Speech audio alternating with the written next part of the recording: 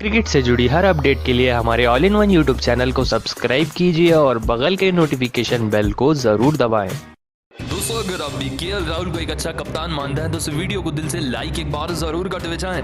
दोस्तों, समाप्त हो चुका है भारत बनाम दक्षिण अफ्रीका के बीच में दूसरा वनडे मुकाबला। तो आइए आप सभी को बताते हैं इस तूफानी मुकाबले की धमाकेदार हाइलाइट्स जो आपको कहीं नहीं मिलेगी।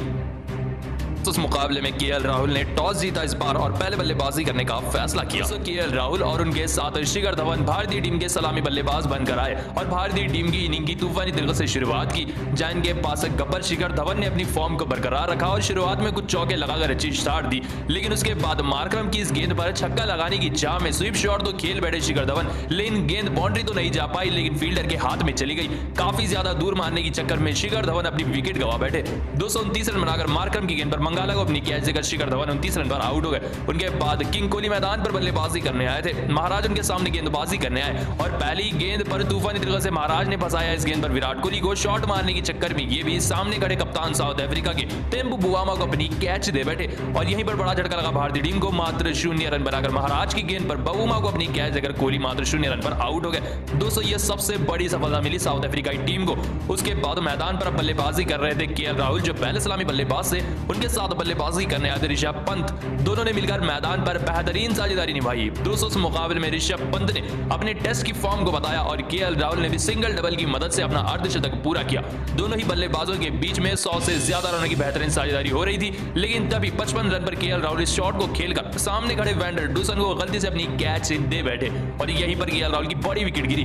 55 रन बनाकर कप्तान केएल राहुल आउट हो गए। मंगाला की गेंद पर वैंडर डूसन को अपनी कैच देकर। उनके बाद ऋषभ पंत ने तूफानी बल्लेबाजी की, वो भी तूफानी बल्लेबाजी कर अपने अर्धशतक तक पहुंच गए थे और इनकी नजरें थी अब सबसे बेहतरीन शतक के ऊपर, लेकिन वो भी शतक लगाने की चाह में आगे आकर इस गेंद को शमशी की छक्के की ओर पहुंचाने की कोशिश कर रहे थे। शॉट तो खेला ऋषभ पंत ने, लेकिन डाइव मारकर मार्करम ने उनकी खतरनाक कैच पकड़ी और यहीं पर बड़ा काटा भारतीय टीम का निकाला ऋषभ पंत के रूप में, जो 85 रन बनाकर शामी की गेंद पर मार्करम को कैच दे बैठे। उनके बाद ये आए थे बल्लेबाजी करने के लिए, लेकिन ये भी फ्लॉप होकर रह गए। 211 रन पर खेल रहे थे श्रेयस अय्यर, तभी शमशी की इस गेंद को पढ़ नहीं पाए और एलबीडब्ल्यू की अपील की। साउथ अफ्रीका ने रिव्यू लिया और श्रेयस अय्यर को एलबीडब्ल्यू आउट करार दिया गया। 11 रन पर श्रेयस अय्यर भी आउट हो गए। वेंकटेश अय्यर भी फिलिप वायु की इस गेंद को पढ़ नहीं पाए। पीछे से जा रही थी गेंद, पीछे से स्टंपिंग किया क्विंटन डिकॉक ने और वेंकटेश अय्यर भी 22 रन बनाकर फिलिप वायु की गेंद पर डिकॉक को विकेट कीपर के हाथों आउट हुए। उनके बाद अश्विन आए थे बल्लेबाजी करने के लिए। उनके साथ बल्लेबाजी करने आए थे मैदान पर लॉर्ड शार्दुल ठाकुर।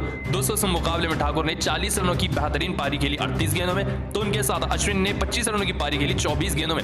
ऐसे में यहीं पर भारतीय टीम की पहली इनिंग का अंत हुआ। भारतीय टीम ने अपनी पहली इनिंग में 287 रन लगा दिए हैं 6 विकेट के नुकसान पर। जी हां दोस्तों, पहले टॉस जीतकर राहुल ने पहले बल्लेबाजी करने का फैसला किया और भारतीय टीम ने साउथ अफ्रीका के खिलाफ अपनी पहली इनिंग 287 रन लगा दिए हैं 6 विकेट के नुकसान पर। भारतीय टीम ने 287 रन, एक छोटा टोटल हम कहेंगे इस पिच के हिसाब से, स्कोर कार्ड पर लगाया, वो भी 6 विकेट गवाकर। ऐसे में इतने टारगेट का पीछा करने उतरी साउथ अफ्रीका की टीम। साउथ अफ्रीका की तरफ से क्विंटन डिकॉक और जानेमन मलान बल्लेबाजी करने आए। देखते हैं ये चेस कैसा रहा साउथ अफ्रीका के लिए। दोस्तों, जानेमन मलान ने इस मुकाबले में तूफानी बल्लेबाजी की और क्विंटन डिकॉक ने भी तूफानी बल्लेबाजी की। दोस्तों, शुरुआत की बल्लेबाजी की बात करें तो पहले सलामी बल्लेबाज क्विंटन डिकॉक ने जो तूफानी बल्लेबाजी की शुरुआत दिलाई साउथ अफ्रीका को, वो धमाकेदार रही। दोनों के बीच में 131 रनों से भी ज्यादा की पार्टनरशिप हुई, जहां से मुकाबले में क्विंटन डिकॉक अपना तूफानी अर्धशतक भी जड़ चुके थे। ऐसे में जब वो तूफानी तरीके से बल्लेबाजी कर रहे थे और 78 रन पर खेल रहे थे, तब शार्दुल ठाकुर की इस गेंद को वो पढ़ नहीं पाए और एलबीडब्ल्यू आउट हो गए। हालांकि उन्होंने रिव्यू भी लिया था, लेकिन रिव्यू ज्यादा काम में आया भारतीय टीम के और क्विंटन डिकॉक आउट हो गए 78 रन बनाकर और एक बड़ी पारी खेलकर आउट हो गए। इनके साथ के दूसरे सलामी बल्लेबाज जानेमन मलान ने तो उनसे भी खतरनाक बल्लेबाजी की। दोस्तों, इनकी बल्लेबाजी भी अर्धशतक तक पहुंच चुकी थी। अर्धशतक बनाने के बाद भी इनकी बल्लेबाजी रुकी नहीं। साउथ अफ्रीका को जीत की पूरी दहलीज तक लेकर आ गए थे जानेमन मलान।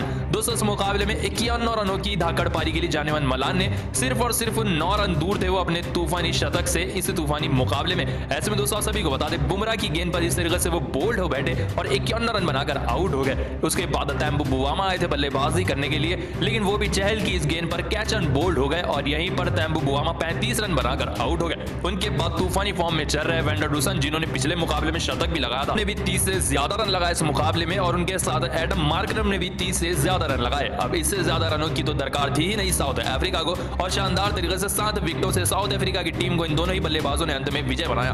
दोस्तों, एडम मार्करम और वैंडर डूसन ने नाबाग पारी खेली और शानदार तरीके से साउथ अफ्रीका की टीम ने इस तूफानी मुकाबले को 7 विकेटों से जीत लिया है। केएल राहुल की कप्तानी में भारतीय टीम लगातार दूसरा मुकाबला साउथ अफ्रीका के खिलाफ हार चुकी। दोस्तों आप भारतीय टीम के इस प्रदर्शन को 10 में से कितने नंबर देंगे, इसका जवाब हमें कमेंट में एक बार जरूर बता दें। दोस्तों भारत बनाम साउथ अफ्रीका के बीच में तूफानी तरह से शुरू हो चुका है दूसरा वनडे मुकाबला। दोस्तों वापस है तैम्बू बुआमा, केएल राहुल टॉस के लिए आए। दोस्तों आप सभी को बता दें इसी मुकाबले में केएल राहुल ने टॉस जीता और साउथ अफ्रीका को गेंदबाजी करने के लिए बुलाया और खुद की भारतीय टीम को पहले बल्लेबाजी करने के लिए ले आए। दोस्तों केएल राहुल और उनके साथ शिखर धवन भारतीय टीम के सलामी बल्लेबाज बनकर आए और भारतीय टीम की इनिंग की तूफानी तरीके से शुरुआत की, जहां इनके पास गब्बर शिखर धवन ने अपनी फॉर्म को बरकरार रखा और शुरुआत में कुछ चौके लगाकर अच्छी स्टार्ट दी, लेकिन उसके बाद मार्करम की इस गेंद पर छक्का लगाने की चाह में स्वीप शॉट तो खेल बैठे शिखर धवन, लेकिन गेंद बाउंड्री तो नहीं जा पाई, लेकिन फील्डर के हाथ में चली गई। काफी ज्यादा दूर मारने के चक्कर में शिखर धवन अपनी विकेट गवा बैठे। 229 रन बनाकर मार्करम की गेंद पर मंगाला को अपनी कैच देकर शिखर धवन 29 रन पर आउट हो गए। उनके बाद किंग कोहली मैदान पर बल्लेबाजी करने आए थे। महाराज उनके सामने गेंदबाजी करने आए और पहली गेंद पर तूफानी तरीके से महाराज ने फंसाया इस गेंद पर विराट कोहली को शॉट मारने के चक्कर में ये भी सामने खड़े कप्तान साउथ अफ्रीका के टेम्पू बुआमा को अपनी कैच दे बैठे और यहीं पर बड़ा झटका लगा भारतीय टीम को। मात्र 0 रन बनाकर महाराज की गेंद पर बुआमा को अपनी कैच देकर कोहली मात्र 0 रन पर आउट हो गए। दोस्तों ये सबसे बड़ी सफलता मिली साउथ अफ्रीकाई टीम को। उसके बाद मैदान पर बल्लेबाजी कर रहे थे केएल राहुल जो पहले सलामी बल्लेबाज से, उनके साथ बल्लेबाजी करने आए थे ऋषभ पंत। दोनों ने मिलकर मैदान पर बेहतरीन साझेदारी निभाई। दोस्तों इस मुकाबले में ऋषभ पंत ने अपने टेस्ट की फॉर्म को बताया और केएल राहुल ने भी सिंगल डबल की मदद से अपना अर्धशतक पूरा किया।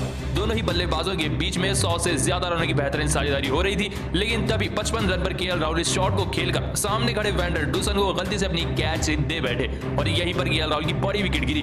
55 रन बनाकर कप्तान केएल राहुल आउट हो गए। मंगाला की गेंद पर वैंडर डूसन को अपनी कैच देकर। उनके बाद ऋषभ पंत ने तूफानी बल्लेबाजी की, वो भी तूफानी बल्लेबाजी कर अपने अर्धशतक तक पहुंच गए थे और इनकी नजरें थी अब सबसे बेहतरीन शतक के ऊपर, लेकिन वो भी शतक लगाने की चाह में आगे आकर इस गेंद को शमशी की छक्के की ओर पहुंचाने की कोशिश कर रहे थे। शॉट तो खेला ऋषभ पंत ने, लेकिन डाइव मारकर मार्करम ने उनकी खतरनाक कैच पकड़ी और यहीं पर बड़ा काटा भारतीय टीम का निकाला ऋषभ पंत के रूप में, जो 85 रन बनाकर शामी की गेंद पर मार्करम को कैच दे बैठे। उनके बाद ये आए थे बल्लेबाजी करने के लिए, लेकिन ये भी फ्लॉप होकर रह गए। दोस्तों 11 रन पर खेल रहे थे श्रेयस अय्यर, तभी शमशी की इस गेंद को पढ़ नहीं पाए और एलबीडब्ल्यू की अपील की। साउथ अफ्रीका ने रिव्यू लिया और श्रेयस अय्यर को एलबीडब्ल्यू आउट करार दिया गया।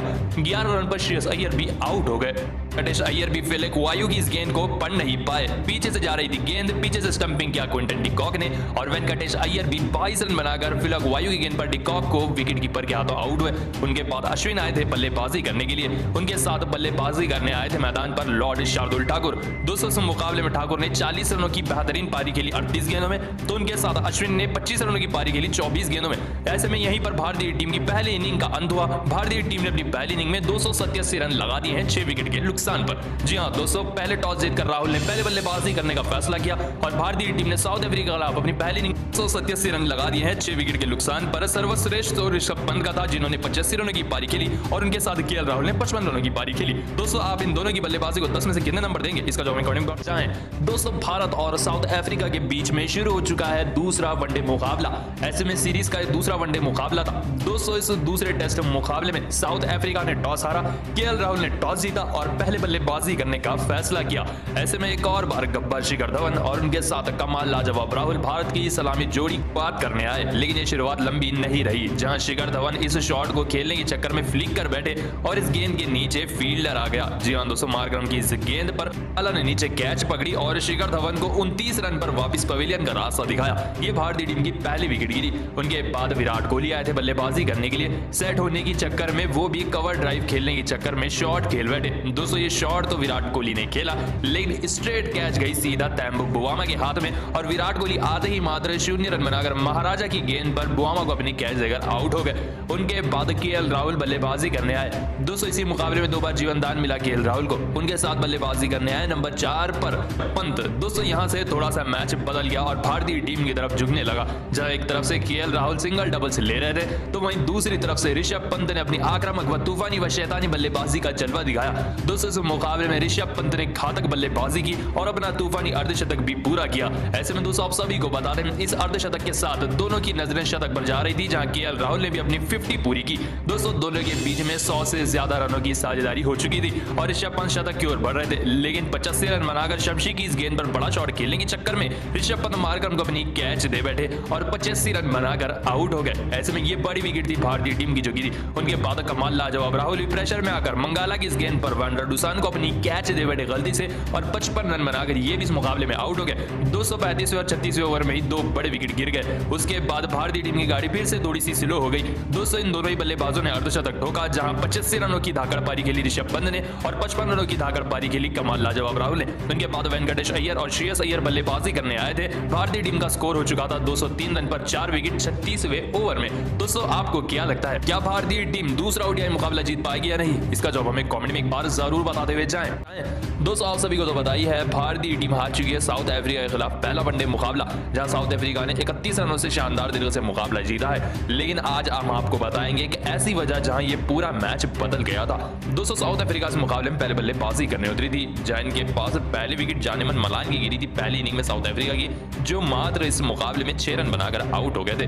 दोस्तों उसके बाद तीसरे नंबर पर बल्लेबाज इनके आते हैं कप्तान तेम्बो बुआमा, जो कि साउथ अफ्रीका के एक तूफानी बल्लेबाज हैं और कप्तान भी हैं। ऐसे में इनकी बल्लेबाजी शुरुआत से ही तगड़ी नजर आ रही थी, जहां की वो पहले ही से ही सेट बल्लेबाजों की तरह बल्लेबाजी कर रहे थे। दोस्तों भारतीय टीम को पूरी तरह से लगता है कि एक तूफानी बल्लेबाजी के इरादे से आए हैं। ऐसे में इनके सामने इस तूफानी मुकाबले में 5वें ओवर की 5वीं गेंद डालने आए भुवनेश्वर कुमार। दोस्तों भुवनेश्वर कुमार ने जैसे इन्हें गेंद डाली तो बल्ले का हल्का सा एज लेकर गेंद गई सीधा विकेट कीपर ऋषभ पंत के दस्तानों में। ऋषभ पंत ने इस कैच को पकड़ने की अपील की, लेकिन वो श्योर नहीं थे कि ये कैच उन्होंने सही में पकड़ी है या नहीं, तो भुवनेश्वर कुमार भी उनसे पूछने लगे।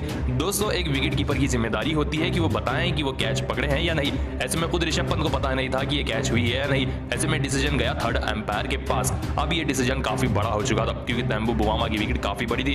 दोस्तों अल्ट्रा एज में दिखा कि बल्ले का बहुत ही बड़ा एज लगा है गेंद को, और तेम्बो बुआमा ने पीछे भी देखा था। अब बारी आई गेंद में दस्तानों के लगने की। दोस्तों जब ऋषभ पंत ने गेंद को पकड़ने के लिए नीचे अपना हाथ किया था, तो हाथ गेंद तक नहीं पहुंच पाया था और गेंद पहले घास पे टपक कर उनके ग्लोव्स में आ गई थी, जिसके चलते इस डिसीजन को नॉट आउट दिया गया। ऋषभ पंत थोड़ा सा और एफर्ट कर देते तो ये कैच हो जाती और तेम्बो बुआमा मात्र 4 रन पर आउट हो जाते थे। लेकिन ऋषभ पंत को इस बात की भनक तक नहीं थी कि उनकी ये एक गलती कितनी भारतीय टीम को भारी पड़ेगी। दोस्तों इस कैच को छोड़ने के बाद वो हंसते हुए नजर आए, जो एक नामुमकिन सी बात है। दोस्तों इसका पूरा फायदा उठाया तेम्बो बुआमा ने और भारतीय टीम के खिलाफ तूफानी शतक जड़ा। उन्होंने इस मुकाबले में तूफानी पारी खेली, 110 रनों की और अपना बेहतरीन शतक ठोका। जहां 4 रन पर आउट होने वाले थे ऋषभ पंत के हाथों तेम्बो बुआमा, वहीं इन्होंने शतक लगाया। दोस्तों इस गलती को देखकर खुद ऋषभ पंत अफसोस करने की बजाय हंसते हुए नजर आए। दोस्तों आप ऋषभ पंत की इस हरकत को 10 में से कितने नंबर देंगे? इसका जवाब हमें कमेंट में एक बार जरूर बताते हुए जाएं। दोस्तों साउथ अफ्रीका वर्सेस इंडिया के बीच में समाप्त हो चुका है पहला ओडीआई मुकाबला।